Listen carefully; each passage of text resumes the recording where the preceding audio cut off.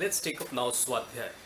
We are looking at this in the context of Kriya Yoga. So Svadhyaya means self-study, reflection on your inner self, understanding the nature of the self. These are the various ways we can understand Svadhyaya. So what happens once you have done tapa? You have controlled your senses. The normal tendency of the senses to go out has been curbed, and this kinetic energy, this energy which is going out, has now been conserved. It has become potential energy. So it needs to be given a task, and the task that we give is self-study. So we use that energy to turn inwards and ask ourselves, what is the real nature of this self? If I am not these senses, if I am not what I am going and seeking out, if I am not my thoughts, then what is this self? So this study of the self through scriptures is Swadhyaya.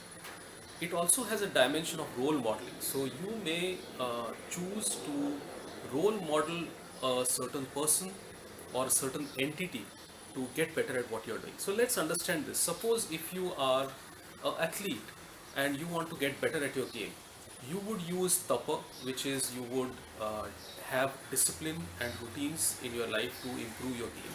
And then you would study the greats which are around you and study them and understand the difference between where they are, where you are, and how you can improve your game. And Swadhyaya is also a bit like that. That you study yourself, you look at the best, you look at all the spiritual leaders who are out there and the kind of life they led and understand from that.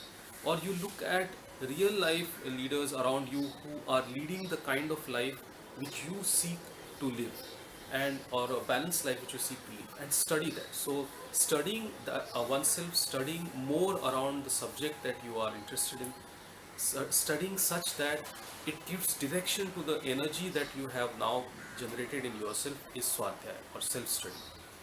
One can also consider Swadhyaya as Gyan Yoga, because now that you are using more mental concepts and you are trying to understand things which are happening inside you, it can also be considered as Gyan Yoga.